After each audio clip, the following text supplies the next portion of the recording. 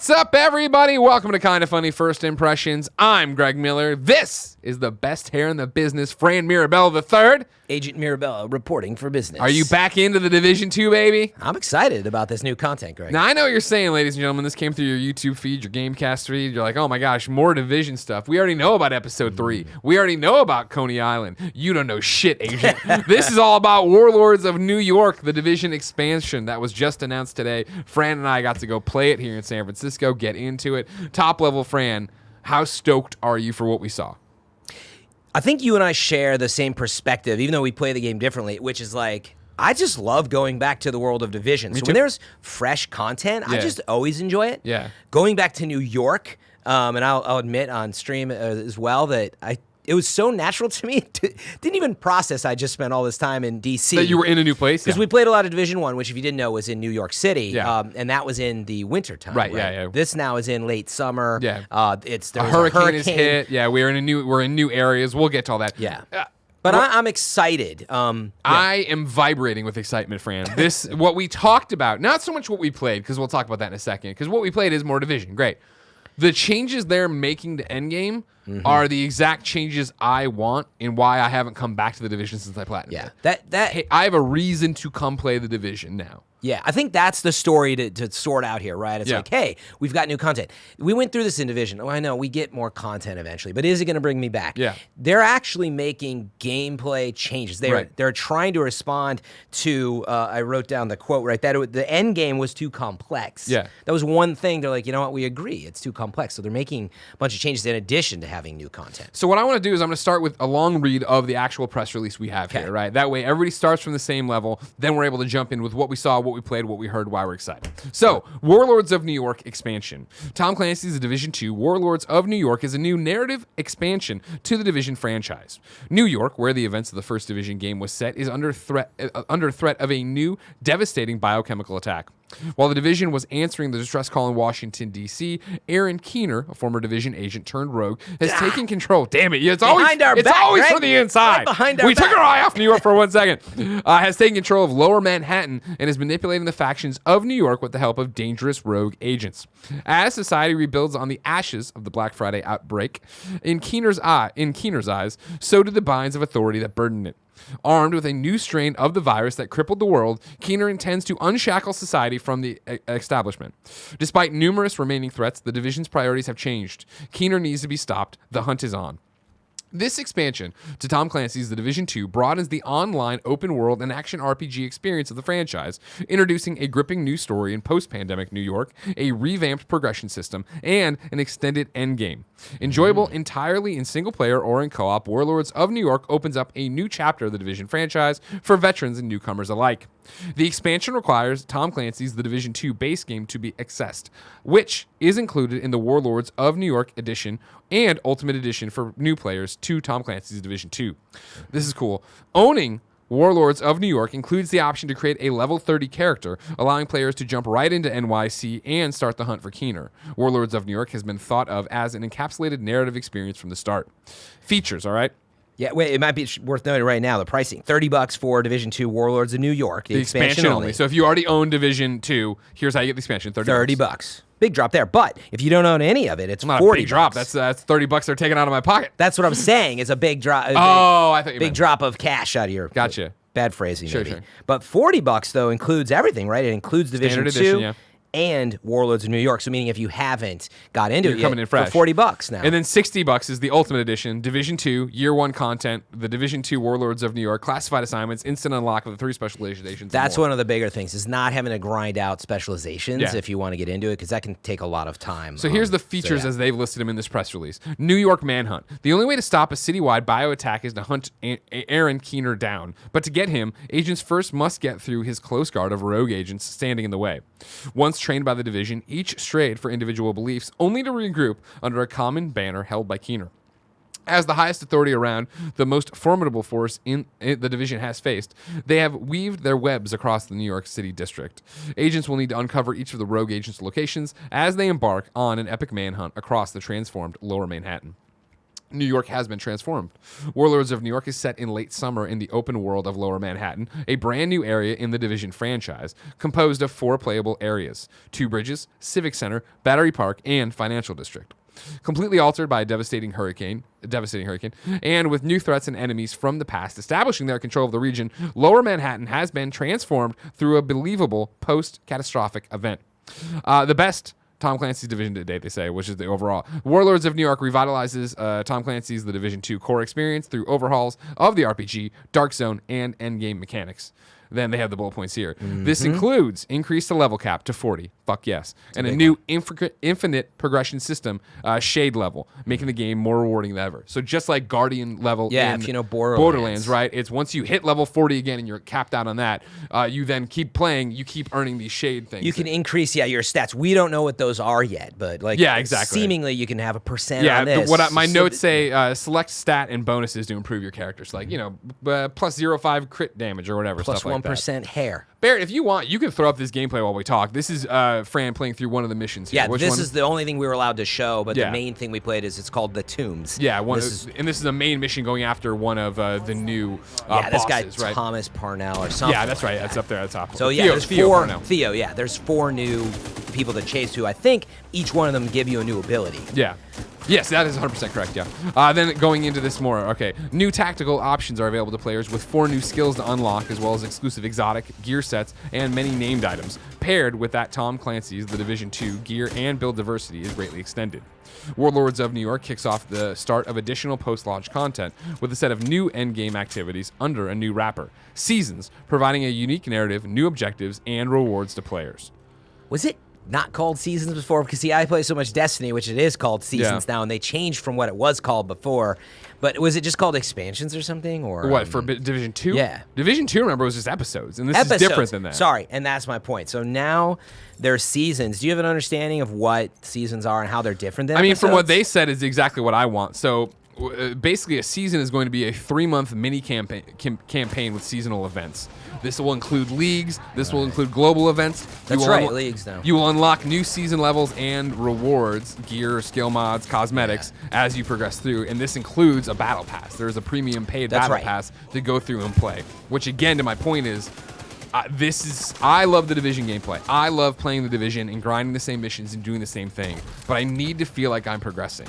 Yes. Putting it into 3-month seasons, having it be that I'm grinding out with the Kind of Funny clan, I'm going through trying to get whatever goal, objective, leaderboard, unlock it is, putting in a battle pass. Like, I love the Division and I know maybe I'm in the minority here. Because they said premium paid battle pass. I forget. Did they talk about a free battle pass for it, like many battle passes? Do you know? I don't know if they talked about it. I'm happy to give them money because of the hours of fun I get out of this game. Yeah. I totally will go in there and grind out whatever level on top. So it's a level cap increase, then this new thing of infinite shade level, and then on top of that, battle passes. Yeah, it is interesting, and I brought up Destiny because this was the change they made last year more than anything. Kind of had been doing it before, but the battle pass. Everyone's found, Fortnite's League, Apex, and so on. But it's a little different because it is a paid-for premium battle pass. Destiny has both, as you mentioned. But it's interesting though because you're getting rewards of like vanity items or exclusive gear within that. So I'm curious to see skill mounts, what is in there. And is it appealing enough to drive me along? And I'll usually honestly, I feel like pulling the shade level in there, getting through and feeling more powerful that way. The constant drip of content for it. Right, but that's just being able to play the game now with these new end game changes. In other words, like you don't have to do the seasonal content. No, shade not tech, at all. and I like that they've just changed that part of it.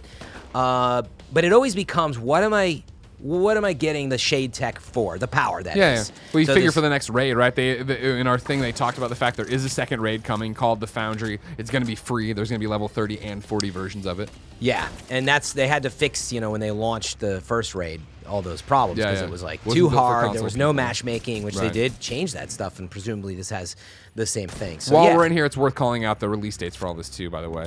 February 12th, which is tomorrow, of course. Year 1 pass holders can get into Episode 3. February 19th, Episode 3 is available for all players. It's like Coney Islands and then some other stuff. That's the Coney Island stuff. That's the stuff that when I went to this... I thought that's what it was going to be. I thought we were playing Episode 3 content. I didn't realize we were getting this giant information dump. Warlords of New York is available on PlayStation 4, Xbox One, and PC March 3rd. So not far at all. And then March 2020, it'll be you can get the Division 2 Warlords of New York for Google Stadia. For Stadia, yeah. So that was the press release. That was the initial rundown, right? Jumping into my notes over here, right? So talking about Warlords of New York, narrative expansion. It's 8 months later. You're going through doing all this different stuff. You have the 4 rogue agents with them, right? You have to hunt them all down, track them. That's what you're doing here as you go after Theo Parnell. Yeah, this is one of the 4 agents. When you go through that, that is when you're going in and getting those new skills we were talking about. Where you're going in, each villain has a shade skill. You take it from them once you beat them. Yeah. So one has a decoy, which is what Theo Parnell has. One has a shock trap. One has a sticky bomb launcher that's fire. One has a sticky bomb launcher that's explosive.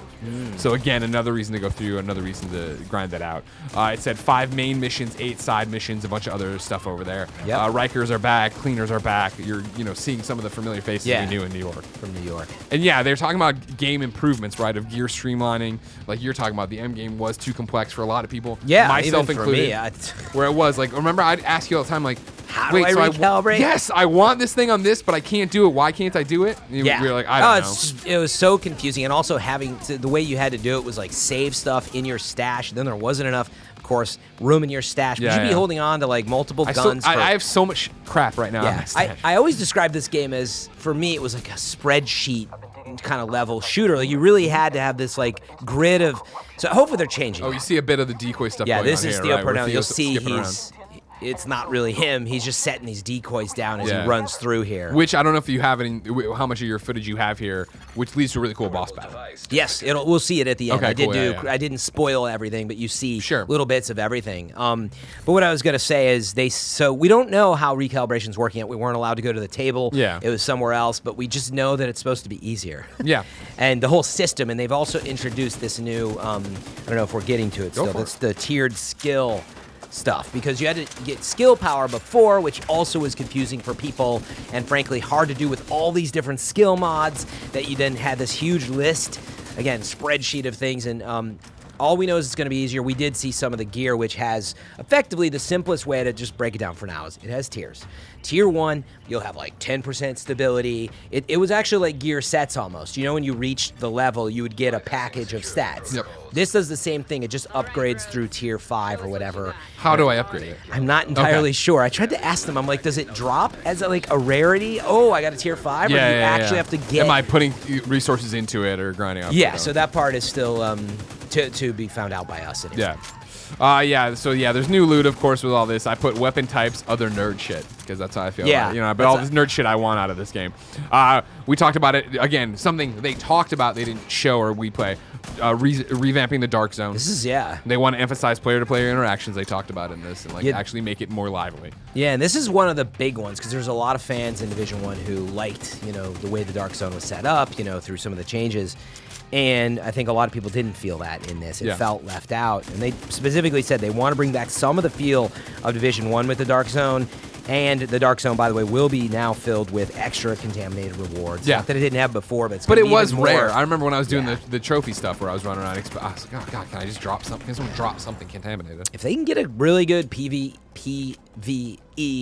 experience, like that mix that they've always had, I think it could be really interesting if the Dark Zone suddenly becomes more of a thing in Division 2. A reason to go in there and play, yeah. Yeah, because I think it's just been lacking right now. And again, I think that's something you can actually push players towards this time around, right? Where if you're doing this season stuff and it's 3 months of mini campaigns, right? Where it is little things of chasing this down, doing the stuff. If you do, you can easily do there a 3-month campaign that's based around the Dark Zone. And suddenly you're funneling everyone to the Dark Zone. Suddenly the Dark Zones are teaming with people again. Yeah, that's what I had said about the Dark Zone, in Division 2. I think we talked about it. It was like, wait, why don't you just send me there so there's more people in there to get these things? But they focused on all the other strongholds and stuff. Don't be confused. You're going to see a yellow jacket, Greg, because I had to change my outfit. I like how you popped it in there as if we're going to be like, whoa, he pulled a fast one on us. Continuity in the edit. Sure, I appreciate it. Wow, look now, at you. in case you turned over, you're like, who is this? I like how you did this, because if I was going to use my footage, I was going to scrub through it. Yeah, I was like, whatever, exactly. I don't care. You made an actual polished package or whatever. It wasn't too bad. I like this, tracing the footsteps. Yeah. It's honestly, it's always nice, the feel of what they do with there's a lot of detail in the levels. Yeah. And there is like some historic elements. Like I don't know exactly what the tombs are, by the way. No, I don't either. For New York, yeah. Yeah, you end up getting up into apparently this big judicial, courthouse or whatever. And I thought this was a really cool setting. Yeah, this is just the mini boss. Yeah. Judge coming out. And we've seen moments like this. Sure. But this that fight was my whole cool. thing. Why I like for the gameplay footage. Like for me personally, the news out of this isn't this. You know what I mean? This is cool. Chasing down Parnell's cool. More reasons to play.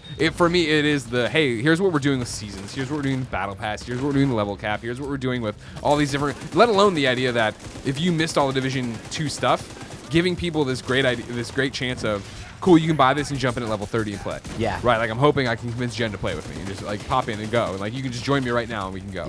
Yeah, and it is nice. We're a year later and just be like, look, you don't have to grind all the missions and get up to like level 30 tier, whatever. You're just like, you're there. And now everybody's on the same level on day one if you want to be. Yeah. Honestly, Greg. Yeah, buddy. I'm there with you. You're back there? Oh, baby. I'm back in, You man. fell off back in the day, didn't you? I did, but it was Division 2, surprisingly, one of my top 3 most played games of So much last fun, year. right? I know. And that's the thing that I find, again, like ridiculous about it is that I was so surprised personally that I fell off Division 2 and ended up so hard on Borderlands. Yeah. But at the end of the year when I was doing my Game of the Year list, and I, again, love Division 2, my most played game last year, I didn't put it in my top 10.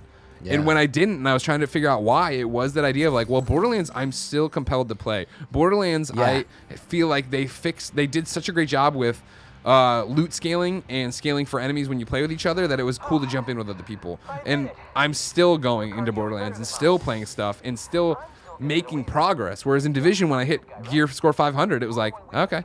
Well, like, I'll wait for you to update that. And it never got updated. I was like, all right, well, not really, why would I come back? Yeah, you had nothing to grind for either. Right. So and it's not a game where I come back for the episode because, oh man, I'm so into the story. Like, I'm into the progression. I'm into the loot. I'm into the gear. I'm on that treadmill. And so this, honestly, this battle pass, this seasonal stuff, hey, you have a reason to turn this thing on at least every 3 months to see what's going on with this season. Yeah. To see what the battle pass is. See like, what the kind of funny clans up to. Exactly. Yeah. I'm super stoked. Yeah, I'm excited to see, maybe to your point, like people who dove in a bit, they liked it, but it was too complicated, and sometimes even the shooting system, people don't like all the duck and cover. But the world they've created, I really think is incredible. The guns feel really awesome overall. So again, I'm sort of curious if they simplify things a bit. Can they what bring that in, means? Yeah. Can they just bring in more players who do want to be casual and don't have that feeling that I'm like, wait, where do I need to be? And like, can I even play with you? And I'm not that tier yet. And like, I think they actually should solve those things. As much as I love the grind, it'd just be nice to have more. I mean, people that's in the thing. Like, you talked about this front that we play this game differently, right?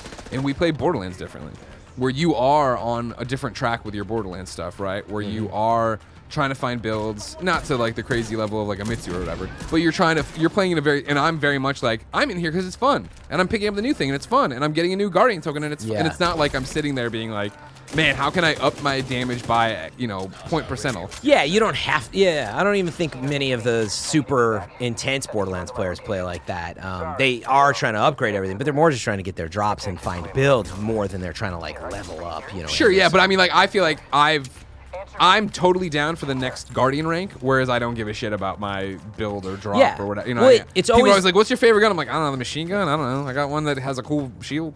Yeah, I mean, frankly, the genius behind that system was like you always feel like you're progressing, even though you're at the end of the game. Right. Like you're getting little percentages, and it always feels good instead of like what we have now, right, is you leveled up and you got another level 30 piece of gear, and you're like, I really don't care. Yeah. So just that progression is going to add a lot, I think, to the game, and really how you build your character out. So yeah, I'm super excited to get back into What did you think of, going back to New York versus DC? It was that thing of being in DC for as long as we were. Obviously, I dig DC and what they did. I think it's really cool. But I did miss the iconic streets of New York, and I think the even here, like, just the scale of buildings we're running through and doing stuff and running, like, this feels like New York. Let alone that we didn't get into it, but one of the districts is the financial district. I'm super excited to be down there and see what buildings they've included, what they were able to get. Is Freedom Tower there? Like, is that kind of, you know what I mean? Like, yeah, I'm really excited to go back to New York. The truth is, like, it's the iconic Division 2 setting, Division setting. Yeah.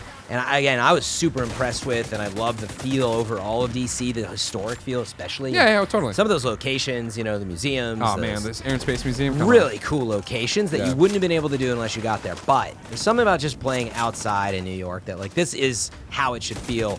I think the only other city I was like, well, of course they had to go back to New York because it makes sense for the narrative, and they already have a lot of assets and research. But I was like, I would have loved if they went farther, say, to Chicago. Hell, baby. Wouldn't that have baby. been amazing to get like a brand new city? But that's probably for Division 3 or beyond, wherever they might go. Yeah, I'll be interested right? to see where they end up at. But in other words, did you feel like going back to New York was too much of a rehash? No, or? not at all. Yeah. Because I think, honestly, it's the same idea, right? Of like, even though it's New York, it's not like it is the exact same New York. It's not winter. It's not the same sections. It's not... I mean, you can look at it in the footage we're looking at right now if you're somebody who's watching the video and not listening to the podcast. YouTube.com/kindafunny game. Exactly, that's the one. It's overgrown. The fact they keep calling out this hurricane, like clearly we see like dilapidated building stuff, but I have a feeling we're going to see really fucked up New York. Yeah, we are, and you saw that in that previous shot. Even like everything was all like twisted. Oh, here we metal go. and This is all what I was talking about. This is the boss fight. You're doing the boss fight with Parnell, and he's using his decoys. So there's decoys all up in these. There's one Parnell up there, which is the real one. Exactly. And so you have to like. What I love about it is like even though I was playing it single player, which I thought made it way more difficult. Yeah. It is when you look at these shots, right? It's like a foxtrot, right? So it's like I can see you and me playing this, and it being like. Yeah, the call. All right, it's not Alpha. It's not. It's Charlie. It's Charlie. That's a good point. I didn't even think about, because I was playing alone, what it would be like to make the call out to be like, hey, which one is Yeah, you? exactly. I got eyes on Foxtrot, and it's not him. You know what I mean? Yeah. It's that kind of thing. We'll have to come. Yeah, you'll come up with a system. Be like, oh, I got this quadrant. You get that one. Yeah. But yeah, like the fight itself was all right, but it did have enough. Look, it's just like one of the new rogue agents. I think that's another thing the Division still is figuring out, but like the complexity of what bosses can do in terms of gameplay mechanics has been. I've had this comment throughout Destiny as well, and they do some cool things. But in other words, I love, like when we first ran into the fireman guy with the explosive tank on his back. The random guy or the boss? Joe Farrow? You talking about my boy Joe Farrow? No, I don't know. But he's one of You're the Division agents coming here. You think you own Maybe. the place? But this is New York.